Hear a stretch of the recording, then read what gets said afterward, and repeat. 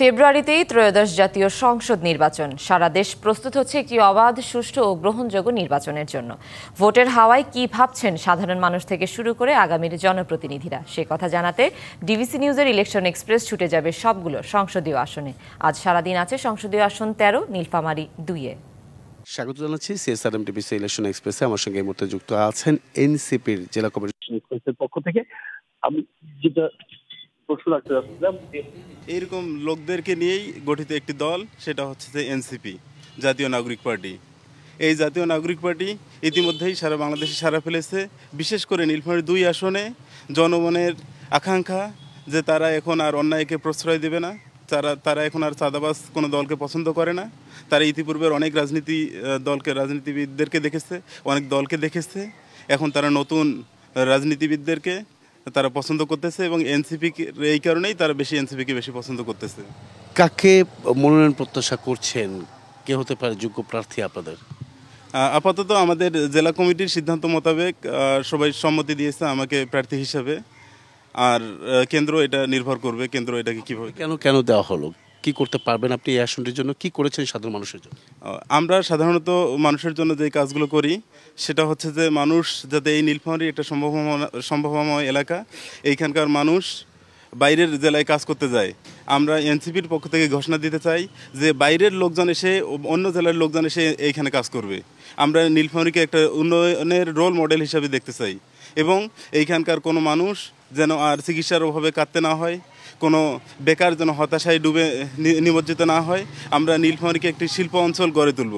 আমরা ইপিজেডের সাথে কথা বলেছি ইতিমধ্যে, তা আমরা ইপিজেডকে আরও সম্প্রসারণ করব এবং আমরা নীলফামারীতে একটি মেডিকেল কলেজ হাসপাতাল প্রতিষ্ঠার জন্য আমরা কথা বলেছি বিভিন্ন মন্ত্রণালয়ে। আমরা সেটাও যদি প্রতিষ্ঠিত হয়, এক কথায় নীলফামারীকে উন্নয়ন করতে গিয়ে যাবতীয় কাজ এনসিপি করবে। অসংখ্য ধন্যবাদ আপনাকে। আসছি আপনার কাছে পরবর্তীতে। এখানে আছেন জেলা দপ্তর সম্পাদক এনসিপির। সাংগঠনিকভাবে আপনারা কতটা শক্তিশালী তৃণমূল পর্যায়ে? আমরা সাংগঠনিকভাবে এই নীলফামারী 2 আসনে তথা নীলফামারী জেলায় আমরা অত্যন্ত শক্তিশালী। বর্তমানে এই যে তরুণদের যে দল, এই দলের প্রতি জনসাধারণের অত্যন্ত যে আকাঙ্ক্ষাটা তারা ব্যক্ত করতেছে যে না, তারা আমাদের যে কাঙ্ক্ষিত যে আশা আকাঙ্ক্ষা এই তরুণদের মাধ্যমে হয়তোবা পূরণ হবে। যার ফলশ্রুতিতে দিনের পর দিন দেখা যাচ্ছে যে আমাদের দলে মানে জনসাধারণের একটা ঢল নেমে আসার মতো আমরা লক্ষ্য করছি। গণঅভ্যুত্থানের পরবর্তীতে এই নির্বাচনে অংশ নেবেন, সেক্ষেত্রে সাধারণ মানুষের জন্য আসলে কি করতে পেরেছেন এই পরবর্তী সময়?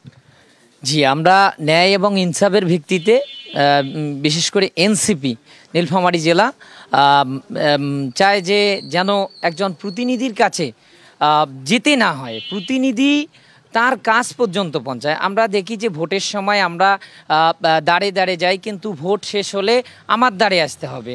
তো এটা যেন, এই সংস্কৃতিটা যেন আর কেউ করতে না পারে, এনসিপি এটা মূলত দূর করবে। সেই সাথে আমরা প্রতিটা ইউনিয়ন ভিত্তিকে আমরা আমাদের এখান থেকে যদি আল্লাহ রব্বুল আলামিন চান, যদি প্রতিনিধি নির্বাচন করেন, সেক্ষেত্রে আমরা একটা প্ল্যান রেখেছি। সেই প্ল্যানটা হচ্ছে যে আমরা 3 মাস অন্তরে আমরা প্রত্যেকটা ইউনিয়ন বেজে গিয়ে আমরা মুক্তমঞ্চের আয়োজন করব। যার ফলশ্রুতিতে একজন সাধারণ মানুষ এমপির বাসায় যেতে ভয় পায় অথবা গেলেও প্রতারণার শিকার হয়, সে তার কথাটা খোলামেলাভাবে বলতে পারে না। আমরা এমনভাবে একটা অনুষ্ঠান উপস্থাপন করব যেখানে একজন সাধারণ মানুষ নির্ভয়ে তার প্রশ্নগুলো উত্থাপন করবে। যার ফলশ্রুতিতে দেখা যাবে যে জনসাধারণের যে আকাঙ্ক্ষা, এই আকাঙ্ক্ষা আমাদের এনসিপি লক্ষ্যমাত্রায় পৌঁছে যাবে ইনশাআল্লাহ। অসংখ্য ধন্যবাদ। আমি একটু আপনার কাছে আবার যেতে যাচ্ছি। জামাত রয়েছে, বিএনপি রয়েছে এই আসনটি থেকে, তারপরে কতটা আশাবাদী, মানে এই চ্যালেঞ্জ হওয়ার সম্ভাবনা আছে?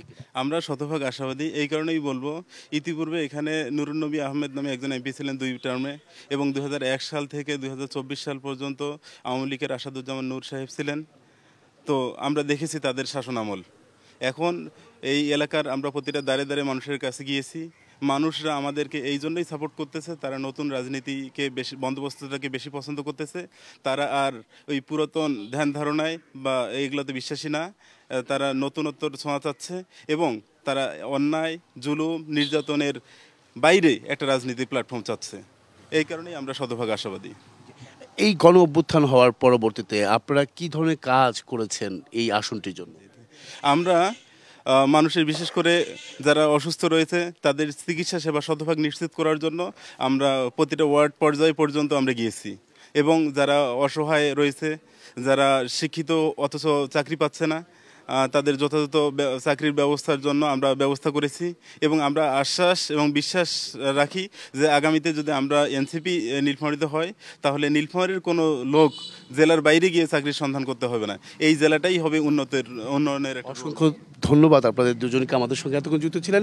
পরবর্তী সংবাদ দুপুর 2টায় থাকছে ভিন্ন কোনো রাজনৈতিক দলের তৃণমূল পর্যায়ের নেতাকর্মীরা কি ভাবছেন আগামী নির্বাচনকে কেন্দ্র করে সেসব বিষয়। সঙ্গে থাকুন CSRM TVC ইলেকশন এক্সপ্রেসে।